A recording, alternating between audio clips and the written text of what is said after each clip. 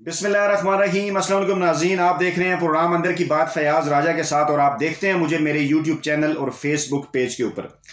दोस्तों, आज पाकिस्तान की सबसे बड़ी अदालत आला अदलिया सुप्रीम कोर्ट ऑफ पाकिस्तान में एक मुअज़्ज़िज़ जज की जानिब से केस की समाअत के दौरान इस किस्म के दलाइल दिए गए और उन दलाइल के अंदर इस किस्म के अल्फाज का इस्तेमाल किया गया कि अगर वो किसी एक आम आदमी, किसी एक आम साइल की जानिब से सुप्रीम कोर्ट के अंदर तो छोड़िए, किसी आम अदालत के अंदर भी अगर वो पेश किए जाते, किसी आम सिविल जज के सामने भी पेश किए जाते, तो शायद उस गरीब और आम शख्स पर पूरी जिंदगी के लिए ना सिर्फ तौहीन अदालत लग जाती, उसे लाखों रुपए का जुर्माना भी किया जाता और शायद उसे उम्र कैद करके जो है वो जेल में भी डाल दिया जाता। लेकिन आज जो है ये हुआ और सुप्रीम कोर्ट ऑफ पाकिस्तान में हुआ और उसके बावजूद जो है वो सीरियस किस्म के सवाल जो हैं वो मीडिया की जानिब से नहीं उठाए गए, बल्कि बाज़ यूट्यूबर्स की जानिब से जो है वो उनकी तारीफों के पुल भी बांधे गए, जो कि बड़ा ही हैरान कुन है। मैं आपके सामने रखता हूं, आप खुद इस बात का फैसला कर लीजिएगा। पहले हम थोड़ा सा आपको उसका बैकग्राउंड बता दें, फिर कुछ अल्फाज, कुछ जुमले जो है वो मैंने आपके लिए रखे हैं इसके अंदर, वो मैं आपके सामने पेश करता हूं।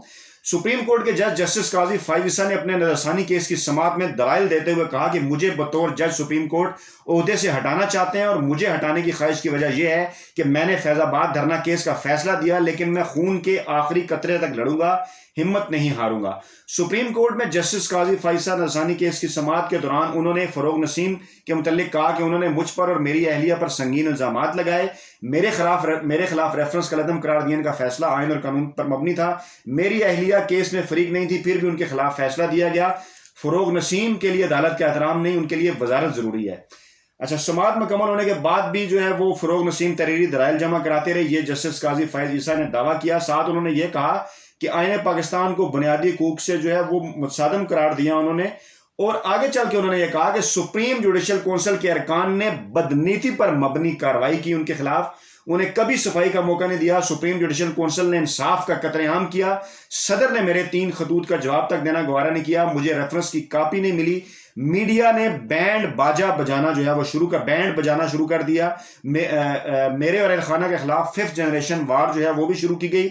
उन्होंने अपने दलाइल में कहा कि आसिफ सईद खोसा ने मेरा मौकफ सुने बगैर मेरी पीठ में छुरा घोंपा।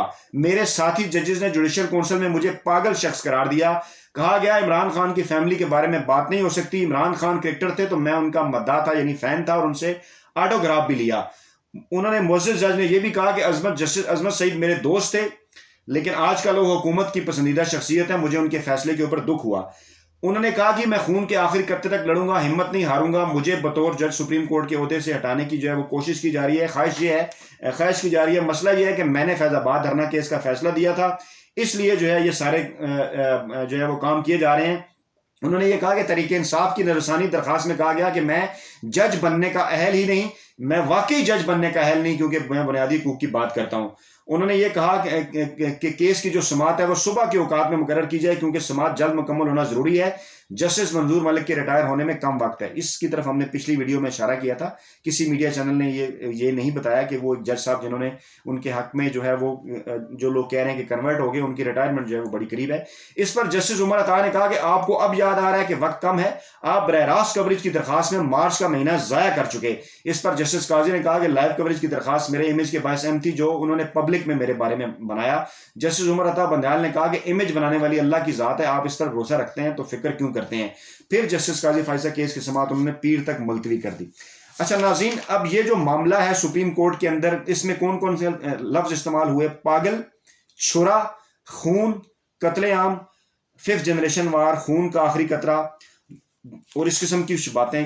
अच्छा, फिर इसके अंदर जो है वो अगर एक तरतीब से अगर हम देखें तो सदर, वज़ीर-ए-आज़म पाकिस्तान, पाकिस्तानी अदलिया, पाकिस्तानी फौज, पाकिस्तानी मीडिया, साथी जजेस, सुप्रीम जुडिशल काउंसिल, सबकी एक किस्म की बेइज्जती की गई इसके अंदर। मैं कुछ अल्फाज आपके सामने रखता हूं, कुछ जुमले आपके सामने रखता हूं। सुप्रीम जुडिशल काउंसिल बदनीयत है।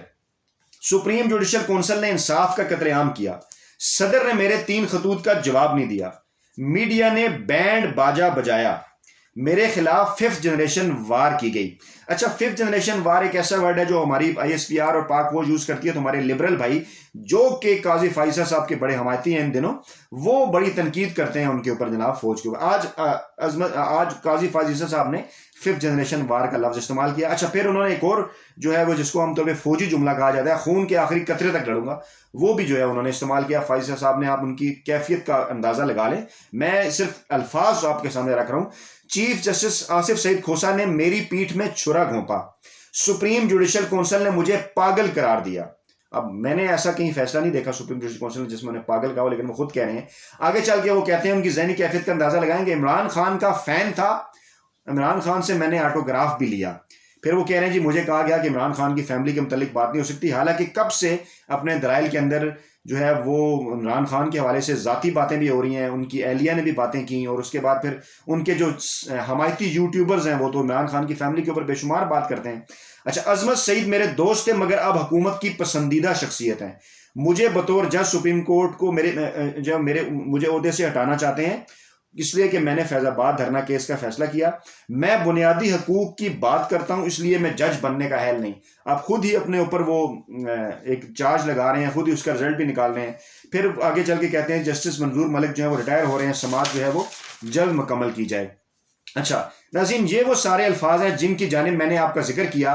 आपके ऊपर हम ये सारी बातें छोड़ रहे हैं, आप खुद इस बात का फैसला कीजिए कि अगर कोई एक आम शख्स इस किस्म के अल्फाज, इस किस्म के जुमले अगर सुप्रीम कोर्ट ऑफ पाकिस्तान में इस्तेमाल करता, और ऐसा कहीं हो चुका है कई मरतबा माजी में भी कि जस्टिस काजी फाइज ईसा साहब की अदालत में अगर किसी वकील ने, साइल तो छोड़िए, अगर किसी वकील ने अपने दलाइल के दौरान कुछ इस किस्म की बात की या जज्बाती होने की कोशिश की या कुछ दलाइल दिए ज़्यादा जोर के साथ, तो जस्टिस काजी फाइज ईसा साहब ने उन्हें डांट दिया, उन्हें मना कर दिया। और हमारे दोस्त जो वहाँ पे रिपोर्टिंग करते हैं, जो कवर करते हैं, उन्होंने ये भी बताया कि बाज़ औक़ात तो जस्टिस काजी फाइज ईसा साहब जनाब, उनका जो लाइसेंस है वकला का, वो भी उन्हें कैंसिल करने की धमकी दे दिया करते थे कि अगर आपने अब इस किस्म की बातें की तो मैं आपका लाइसेंस जो है वो कैंसिल कर दूंगा। अच्छा नाज़रीन, मामला क्या है?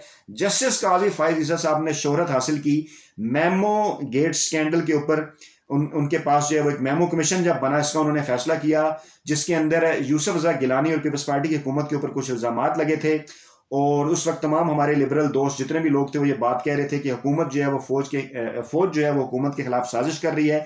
बाद में जो है वो जनरल शुजा पाशा साहब की जानिब से एक स्टेटमेंट भी सामने आई बकौल हामिद मीर साहब के ट्वीट के, कि आसिफ जरदारी ने उन्हें बताया कि, खैर स्टेटमेंट तो नहीं, जो है वो जो शुजा पाशा है उनकी जानिब से आसिफ जरदारी साहब को फ़ोन भी किया गया और उन्हें कहा गया कि मैंने अशफाक परवेज कियानी साहब के अपने बास के कहने पे जो है वो किया, और मैं माफ़ी मांगता हूँ जो कुछ भी आपकी हुकूमत के खिलाफ जो कुछ भी हुआ। अच्छा, और फिर बाकायदा तौर पर हामिद मीर साहब ने, जो आजकल इनके बहुत बड़े फ़ैन हैं काजी फाइज साहब के, उन्होंने अपने ट्वीट में, जो कि मैं आपकी खिदमत में पेश कर चुका हूँ माजी में, उन्होंने कहा कि बाकायदा जो है वो साजिश की गई पीपल्स पार्टी की हुकूमत के खिलाफ। तो मैंने उस वक्त भी सवाल किया, मैंने अब भी ये पूछता हूँ कि फाइज ईसा साहब ने अगर वही फैसला दिया जो पाकिस्तानी इस्टेब्लिशमेंट चाह रही थी, जो नवाज शरीफ साहब चाह रहे थे, जो इफ्तिखार चौधरी साहब चाह रहे थे, पाकिस्तान पीपल्स पार्टी के खिलाफ जो फैसला आया, तो क्या फाइज ईसा साहब भी उस साजिश का हिस्सा थे या नहीं? अगर नहीं थे तो ये कैसे हो गया कि उनकी जानिब से वही फैसला आया जो पाकिस्तानी इस्टेब्लिशमेंट चाहती थी, जो नवाज शरीफ चाहते थे, जो इफ्तिखार चौधरी साहब चाहते थे? इस हवाले से और भी बेशुमार किस्म के सवाल आते हैं। फिर ये जब फैजाबाद धरना केस का मामला जब सामने आया तो तमाम तर इदारे जो थे वो पीछे थे, मामलात काबू से बाहर थे। फौज ने उस वक्त और एजेंसीज ने आगे होकर इस मामले को कंट्रोल किया। इस मामले का जो है वो इसको एक ऐसी नहज पे ऊपर लेके गए जहाँ पे फ्रीकैन के दरमियान जो है वो सुलह सफाई हुई। फिर कुछ इस किस्म की तस्वीर सामने आई कि शायद लोगों में जो है वो पैसे तकसीम किए जा रहे हैं। वो एक कानून है अंग्रेज के दौर का कि जब जेल से जो भी कैदी जाता है तो उसे वापसी का जो किराया है वो दिया जाता है। वो उनको हजार रुपए उसके जो है उन्हें तकसीम किए गए। लोगों ने तस्वीरें बना ली और उसके बाद फिर एक ऐसी जो है वो वार, मैं उसे 5th जनरेशन वार ही कहूंगा जिसकी तरफ आज फाइज साहब ने इशारा किया, वो इदारों के खिलाफ शुरू की गई, हुकूमत के खिलाफ शुरू की गई, हुकूमत तो इमरान खान के खिलाफ शुरू की गई और बाकी लोगों के खिलाफ, कि शायद ये मिलकर जो है वो उस धरने का हिस्सा थे या कुछ किस्म की जो है वो ये सारी चीजें उन्होंने प्लान की।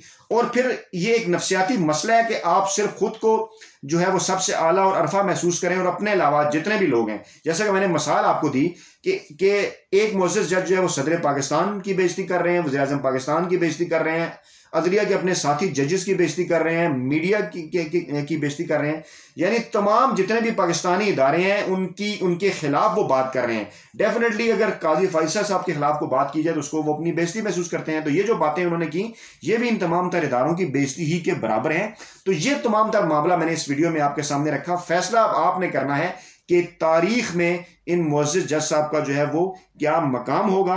हम ये सवाल जो है वो आपके ऊपर छोड़ते हैं और इसके साथ साथ ये भी आपको बताएंगे कि कुछ यूट्यूबर्स, इनको 4 के करीब है कुछ मखसूस यूट्यूबर्स, जो मैं ये समझता हूं कि उन्होंने इनको घेरे में ले लिया है और वो ना चाहते हुए भी शोरी और लाशोरी तौर पर इनसे वो सब कुछ करा रहे हैं, जो कि तारीख में एक बहुत जो है वो खतरनाक किस्म का इकदाम साबित होगा।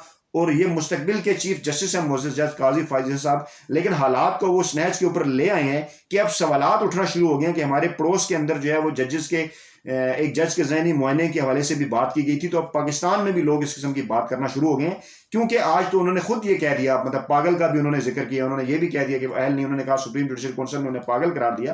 तो मामला नाज़रीन बहुत सीरियस हो गया है और अल्फाज जिस किस्म के उन्होंने इस्तेमाल किए हैं वो भी आप सबके सामने है। अल्लाह पाकिस्तान के निज़ाम इंसाफ के ऊपर जो है वो रहम करे। वीडियो का फीडबैक जो है वो जरूर दीजिएगा कमेंट बॉक्स के अंदर। नई वीडियो के साथ जल्द आपकी खिदमत में हाजिर होऊंगा। अपना बहुत ख्याल रखिएगा। अल्लाह हाफिज़।